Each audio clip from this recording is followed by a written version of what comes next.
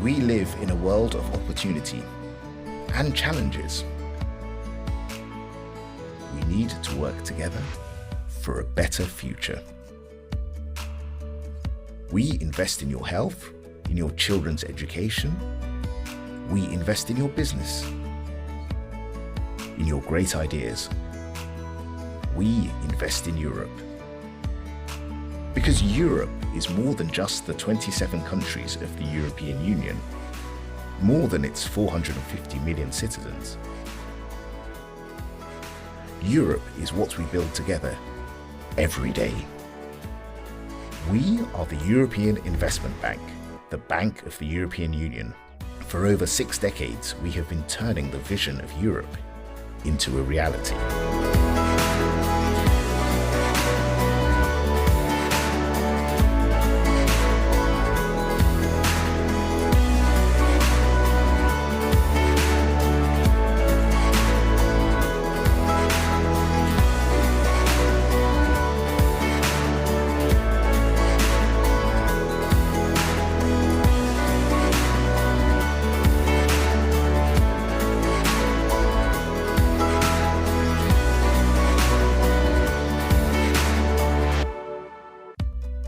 We are the EU's climate bank, leading the struggle against climate change.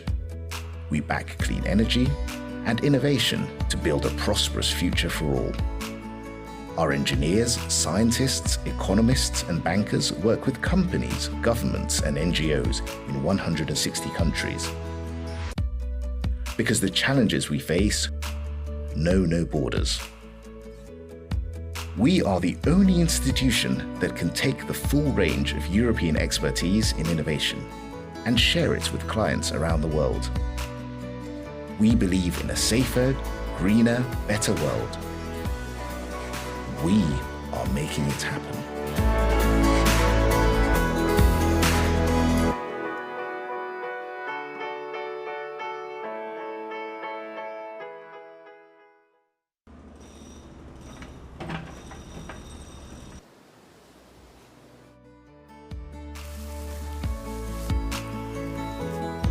We live in a world of opportunity and challenges. We need to work together for a better future. We invest in your health, in your children's education. We invest in your business, in your great ideas. We invest in Europe. Because Europe is more than just the 27 countries of the European Union, more than its 450 million citizens. Europe is what we build together every day. We are the European Investment Bank, the bank of the European Union. For over 6 decades, we have been turning the vision of Europe into a reality.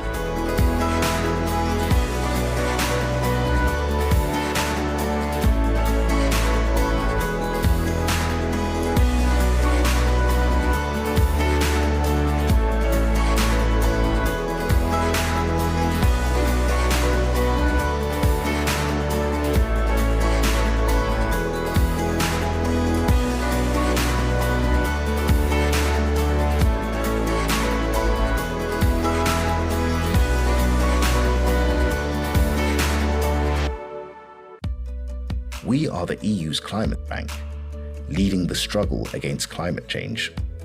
We back clean energy and innovation to build a prosperous future for all. Our engineers, scientists, economists and bankers work with companies, governments and NGOs in 160 countries. Because the challenges we face know no borders. We are the only institution that can take the full range of European expertise in innovation and share it with clients around the world. We believe in a safer, greener, better world. We are making it happen.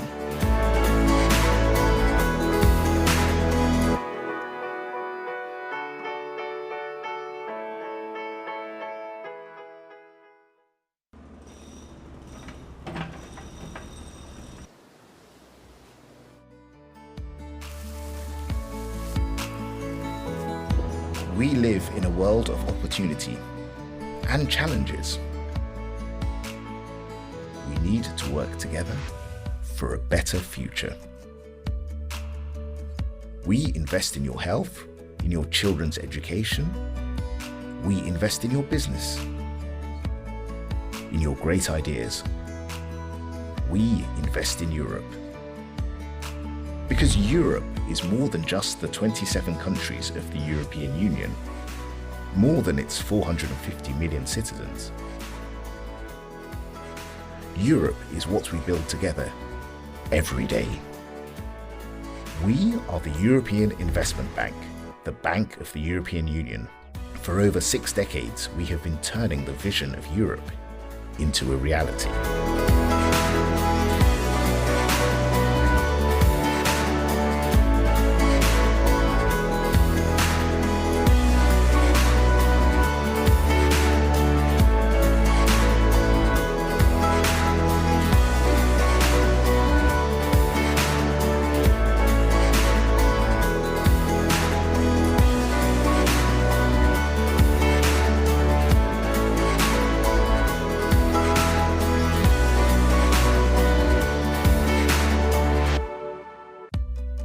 We are the EU's climate bank, leading the struggle against climate change. We back clean energy and innovation to build a prosperous future for all. Our engineers, scientists, economists and bankers work with companies, governments and NGOs in 160 countries. Because the challenges we face know no borders. We are the only institution that can take the full range of European expertise in innovation and share it with clients around the world. We believe in a safer, greener, better world. We are making it happen.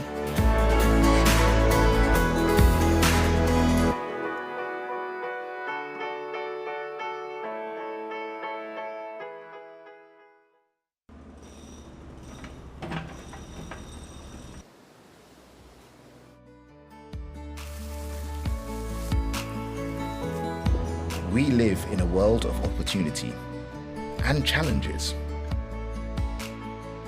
We need to work together for a better future. We invest in your health, in your children's education. We invest in your business, in your great ideas.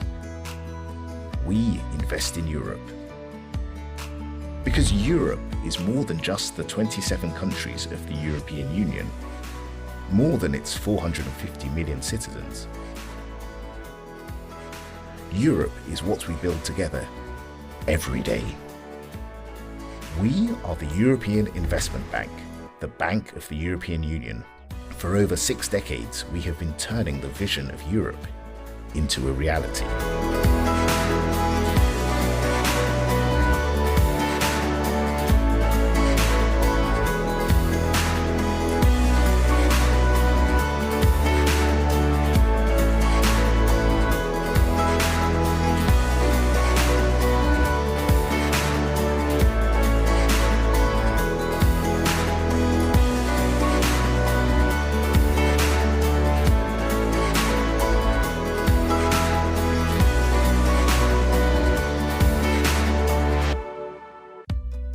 We are the EU's climate bank, leading the struggle against climate change. We back clean energy and innovation to build a prosperous future for all. Our engineers, scientists, economists and bankers work with companies, governments and NGOs in 160 countries. Because the challenges we face know no borders. We are the only institution that can take the full range of European expertise in innovation and share it with clients around the world. We believe in a safer, greener, better world. We are making it happen.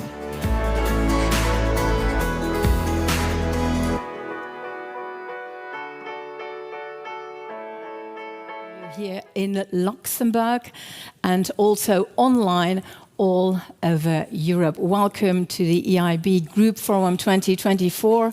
European competitiveness in a polarized global context is the theme of this year's forum. My name is Nadia. I have the great pleasure to be your Master of Ceremonies over these next 2 days. And I have to ensure smooth, but also quick transitions. And I'm also your timekeeper, which means when you see me coming up on stage, it means something is either about to begin or to end. And before we take a deep dive into our major topics at hand, I will give you first some housekeeping rules. Dear moderators, please respect the timings. And dear participants, please come back to the room in time after each break. That would be just wonderful. And don't forget also to use the Forum's app. You find the QR code on the back of your badges, and this in order to stay tuned and also to get into contact with the fellow participants. We will also ask you after each session 2 short questions just to have your feedback. Ladies and gentlemen, I have now the great pleasure to invite up on stage Nadia Calviño, who's the president of the European Investment Bank. Ladies and gentlemen, please give a warm welcome to Nadia Calviño.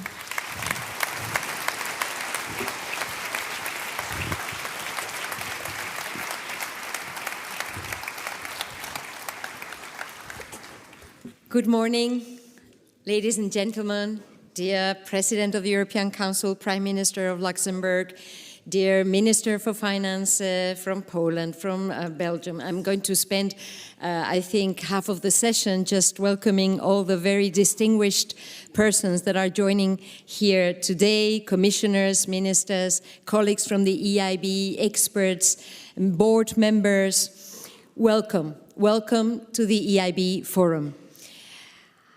As you all know, I'm 4 weeks into my job as the new president of the European Investment Bank Group, and I think that this forum provides me with a unique opportunity to get to know each other, to listen to the debates, and to get insights and elements that can guide us in defining our strategy for the coming years.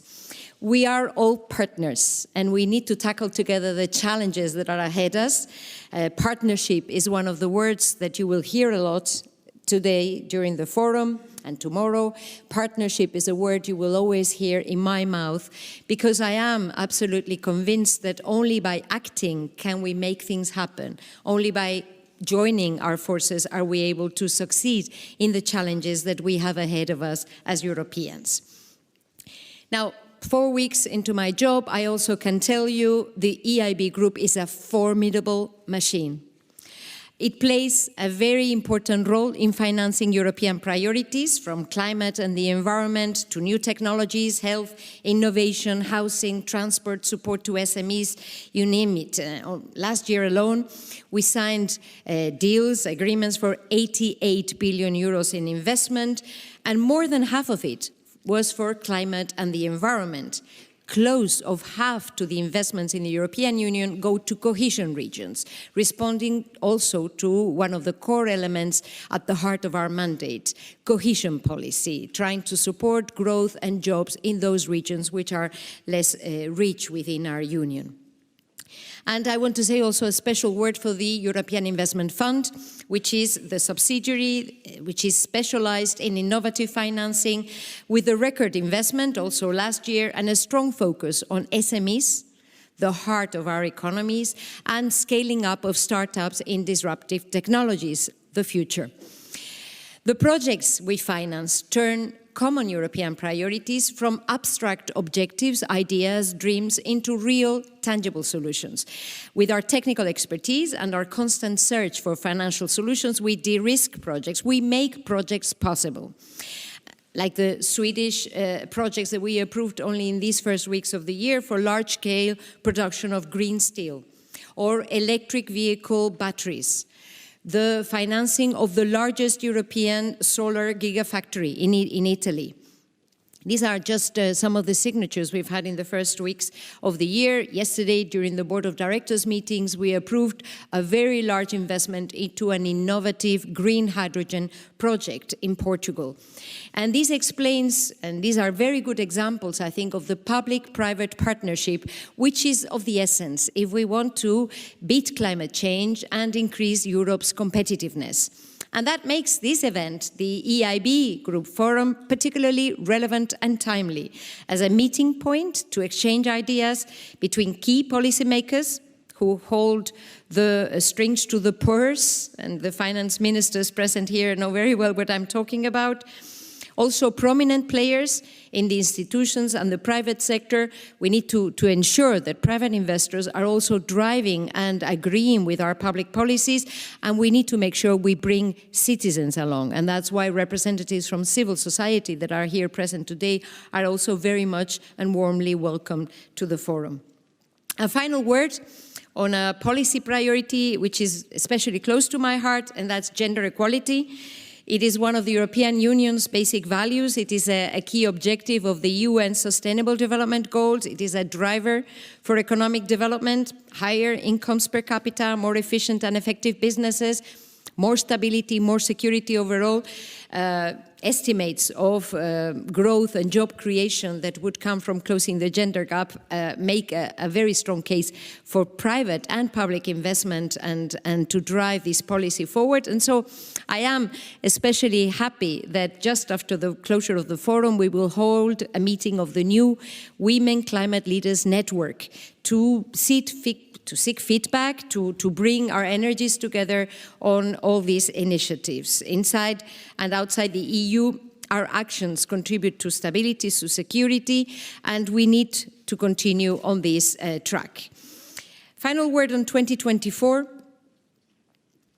and I am also, I think, sharing the thoughts that I'm sure the President of the European Council and the Prime Minister will fully agree with me. 2024 is a year where over 4 billion people will head to the polls to vote in countries around the world. And the outcome of some of these elections could be very consequential for Europe, for all of us. In many countries, climate change is a major issue on the ballot, reminding us of the importance of ensuring a just transition for the sectors, the communities, the persons that are going to be particularly affected by this. And in the run-up to these elections, many will ask, what is Europe doing for us? Why should we support the European project? And I think that this forum is going to provide us with many valuable examples that will allow us to respond in a determined and forceful manner to explain how, working together, as I said a moment ago, we make things happen. And we are together working to make sure that we are building a better world for future generations. Before I pass on the podium, let me just say a special thanks to those that have made the forum possible, led by Nikolai, by all the teams that are here around. You will see many people trying to make sure that all the timing is respected and everything is absolutely excellent. But there are also a lot of people who are invisible. A lot of work has been put into the preparation of this forum, and I want to wholeheartedly thank all the colleagues within the EIB group and beyond that are making this possible and ensuring, I am sure, it will be a great success. So enjoy the forum, have productive discussions, bring new ideas back home, see you around, and thank you very much.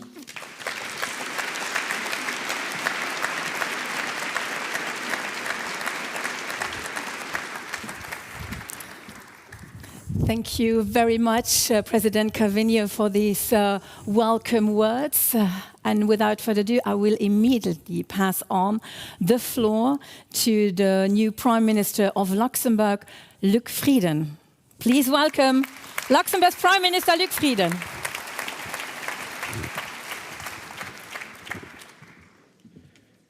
Dear President of the European Council, Charles Michel, dear President of the EIB, dear Nadia, Excellencies, ladies and gentlemen, you have been, dear Nadia, in your job for 4 weeks. I'm in my job for 9 weeks. So we both have to learn a lot, but we both have some experienced in the past, and that is helpful for the jobs we are embarking upon. When you drove to this conference center this morning, you drove by a monument in honor of Robert Schuman, who, as you all know, was one of the founders of the Europe that we have today. He was born in Luxembourg. And the sentence on this monument is, but you didn't see it because it was raining, but I'm not in charge of the weather in this country. I'm in charge of many things, but not the weather. It says, l'Europe ne se fera pas d'un coup, ni dans une construction d'ensemble. Elle se fera par des réalisations concrètes, créant d'abord une solidarité de fait. These concrete actions, that is what we have to do. Because indeed, as President Calviño said, people will go to the ballots. And when I read that some people are Eurosceptic or people vote for extremist parties, which worries me a lot, these are the people who think that where is the added value of Europe? And the founders of European Community, now the European Union, said, we need to put together our economies to create prosperity, to create stability, to create peace. And I think that theory, which started with steel and coal in this region, is true also today. Robert Schuman also said in his speech in Paris in 1950, Europe was not done, and therefore we have war. L'Europe n'a pas été faite, on a eu la guerre. Today, within our 27 countries, we do not have war anymore, and I don't see it happening. But we have war at the borders of this European Union. And that's why we have to make sure that we create jobs, that we have businesses that bring us this prosperity, that we have companies that work cross-border to make sure that we can fight climate change, that we can increase the wealth of the people. That's why people are going to work, to finance their living costs, to support their families. And therefore, I fully support the choice of the title of today's conference, Competitiveness in a Polarized World. And by the way, on the polarized world, I think we need to make sure that we diminish polarization. Polarization means the act of dividing. And I think we need to make sure, in relation to the US, our traditional allies, in relation to China, which is a competitor, a partner, a rival, how to combine these three words, which the European Council defined as such. But I think we need to continue to build bridges, and I will do so in the role I now have at the helm of the Luxembourg government, but together also with my colleagues in the European Council. I think we need to continue the dialogue to make the world less polarized. On competitiveness, I'm strongly convinced that only if we have a competitive economy, we can finance the social policies that are unique to Europe, and we can finance the digital and ecological transition, which will cost a lot of money. But without competitiveness, without an economy that works well, we will not achieve those two goals of social policy and the financing of the digital and ecological transition. So therefore, I think we need to talk about competitiveness. And I would like to draw your attention to 2 points which for me are essential in this. The first one is that we need a more integrated Europe. I've always been a strong defender of the single market. I grew up actually at university at the time of Jacques Delors, whom we paid homage to a few days ago. I never met him, but I was always fascinated by this idea of the Single European Act and what it all brought about.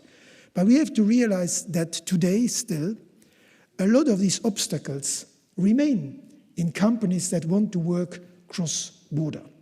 And I've myself been the last 10 years in the economic world, and I saw on a daily basis the small obstacles that often lead to the fact that, in particular SMEs, but also larger companies say, we don't go into that market because then we need to hire so many lawyers and the legal regime is different and this and that doesn't work, so we just don't do it.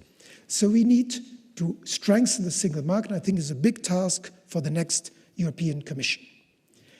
We also need to make sure that our companies work cross-border coordinate. You know, you can have a small company in Estonia very strong in one field and another one in Italy. If they join forces on the whole value chain that they create, they will become much stronger. And that is something that we also have to work on so that our companies use the potential of the single market, not only to sell abroad, but also to join forces and thereby become stronger. I also think that we have to review in this context our rules on competition law. I think they were defined at a time where Europe was a more closed club. But today, I think when on some of these issues that we all saw in the last few years, the market, the definition of the market has become different. We have a strong competition from Asia and China. So how do we take that into account when we take decisions on European companies that want to do mergers and acquisitions? So I think competition law needs to adapt to the new world. We need competitiveness in the single market, and we need competitiveness vis-à-vis third countries. So we need to be more integrated. Secondly, to achieve competitiveness, I think we need to be more business friendly. And by that, I think that we need to review the regulatory burden that lies upon the companies. I've been myself, like you, Nadia, in the Council of Ministers of Finance. And afterwards, I became chairman of a systemically relevant bank. I could never have imagined that the regulation that we adopted would lead to such a tremendous burden thereafter. And very often, I think almost always, the political goal that we had is the right one. But the implementation of that, or all the subsidiary legislation that was added to a political goal that I fully share and that was necessary also in particular after the financial crisis, has been a little bit overdone. And that is true in the banking sector, that is true for SMEs, that is true for the farmers. I think we should not throw away all the regulation, but we should carefully look after a number of years whether each and every legislation leads to the goal it was envisaged for. So reducing regulation or rechecking regulation, making it also SME compatible, initiatives that the Commission has in mind should find our full support. And Commission President Ursula von der Leyen said, I think last year in a State of the Union speech, that the Commission wants to reduce the regulatory burden by 20 or 25%.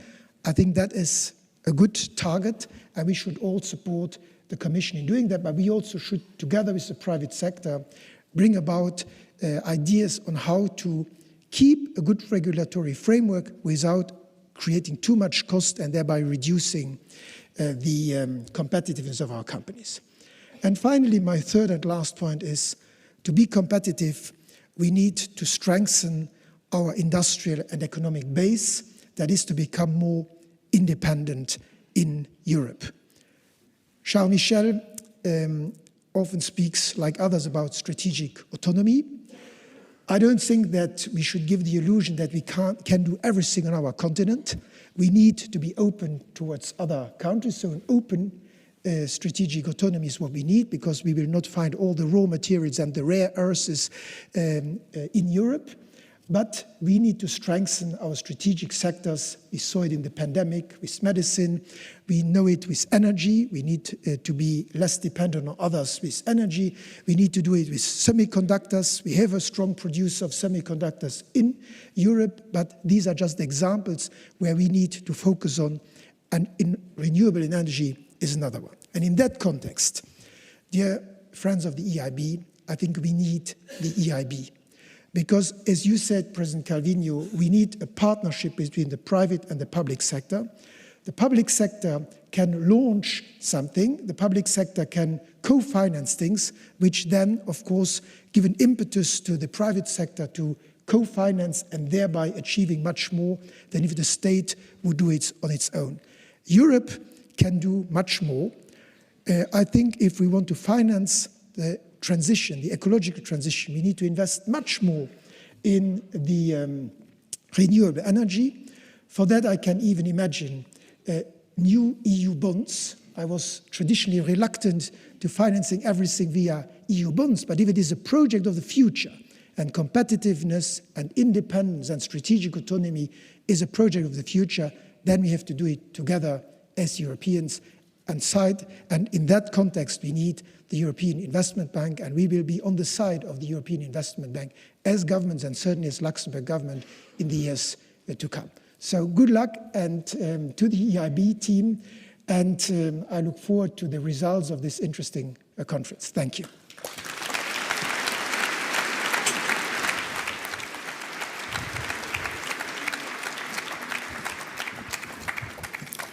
Ja, Herr Premierminister Luc Frieden, dear Prime Minister, thank you for this stimulating speech and having shared your views on competitiveness with our audience today. Ladies and gentlemen, I have now the pleasure to invite President Charles Michel, President of the European Council, to come to the stage for the opening speech of this forum. Ladies and gentlemen, please welcome Charles Michel.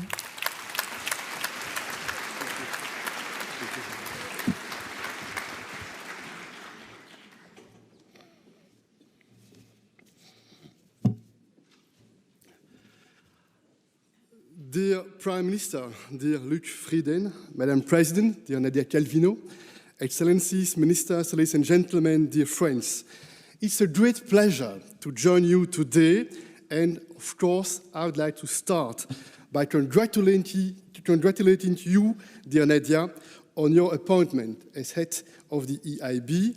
I wish you the very best, and I have no doubt that you will build on the excellent work of your predecessor, Werner Hoyer. Dear Luc, we are more than happy to be in your beautiful country, a bit disappointed with the weather, but you are new in the job, and we don't want to blame you today for that. Ladies and gentlemen, my dear friends, climate change, digital revolution, pandemics, conflicts, and wars in our direct neighborhood. Europe, like the rest of the world, is confronting greater uncertainties, and how we tackle these challenges will shape our union for decades to come. And that's why today I would like to focus on the need to invest more and better in our security and defense. Ladies and gentlemen, we belong to a generation that has always seen the European Union as a project for peace and prosperity. Peace and prosperity, they are intrinsically linked at the heart of our union, each a condition for the other. And in his famous declaration, Robert Schuman envisioned a union of interests in the coal and steel sectors. Even back then, it was already about energy and resources. But Schuman and the other founding fathers were also aware that peace could only be guaranteed through security. And this gave rise to Jean Monnet's ambitious plan for a European defense community. But after this was rejected in 1954, this notion of a genuine European security community faded from memory, while NATO continued to strengthen its role as the guarantor of security in Europe. Today, ladies and gentlemen, peace and security are again under attack in Europe and across the world. Russia's war against Ukraine has served as a stark reminder.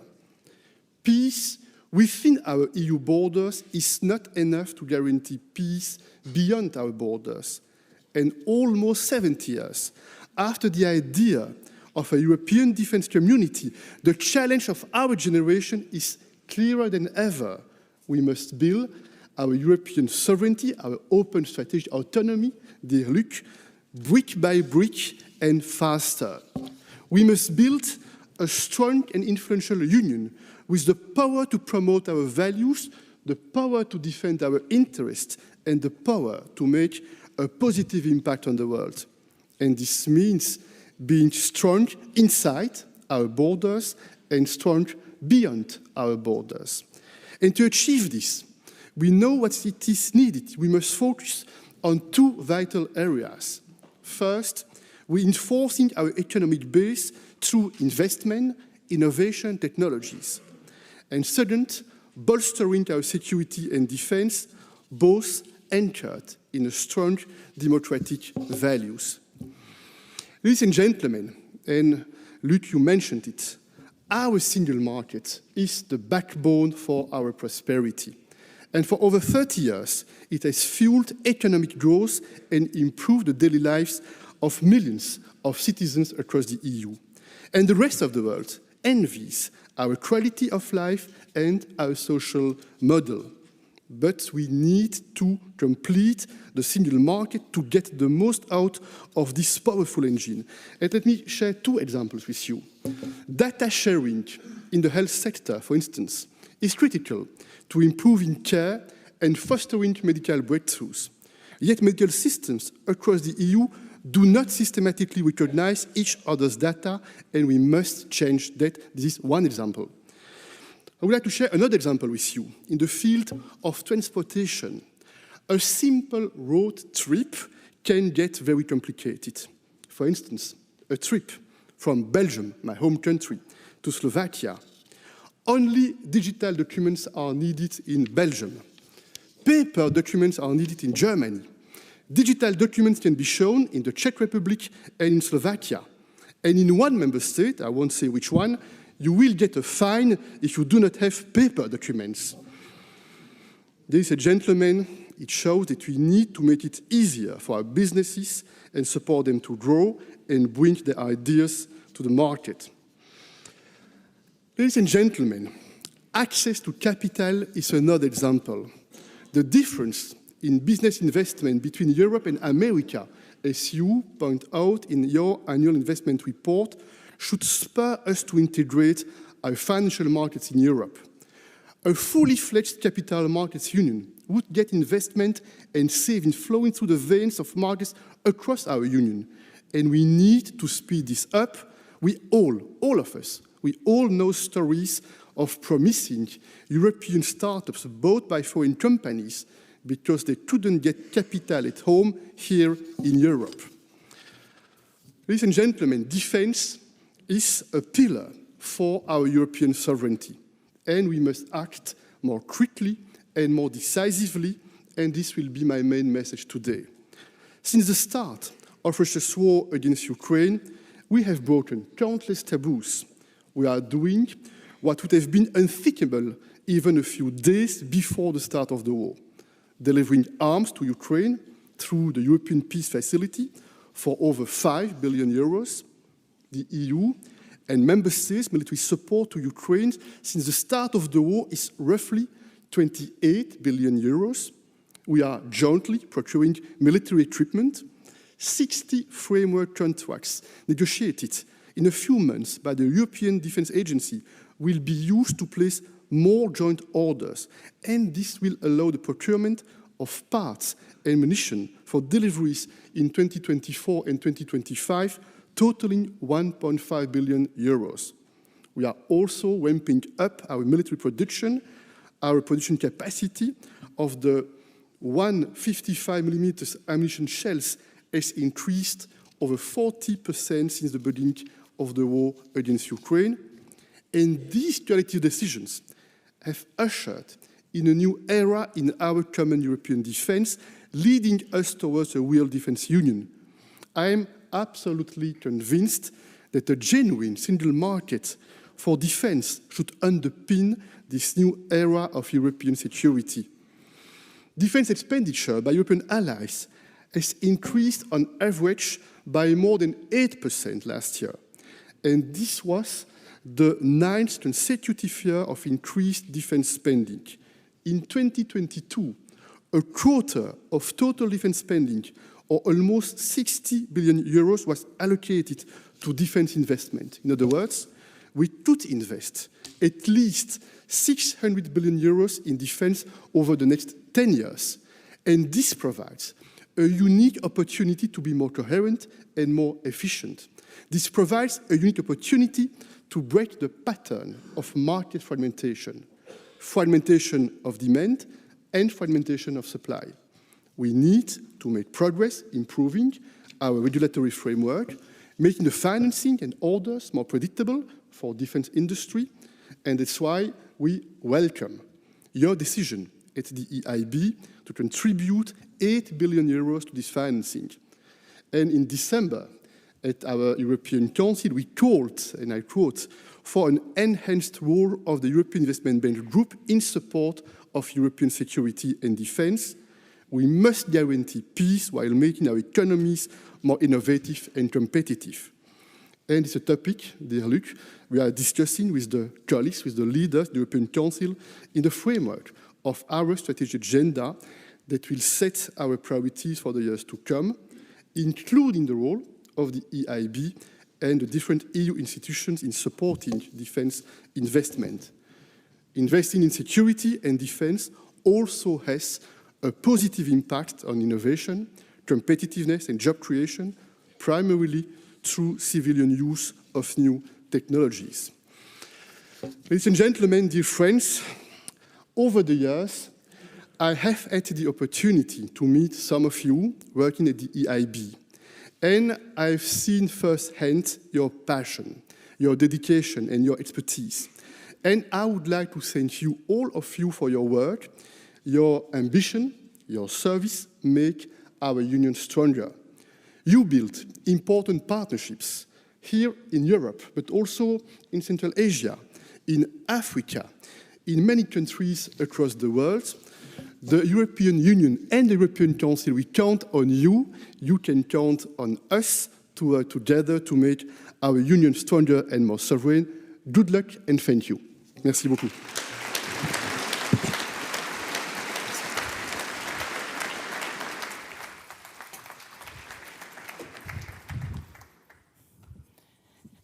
Merci, Monsieur le Président. Thank you for this inspiring speech. And we'll start with our first panel, ladies and gentlemen. Considering the various economic, social, environmental, energy and global geopolitical challenges faced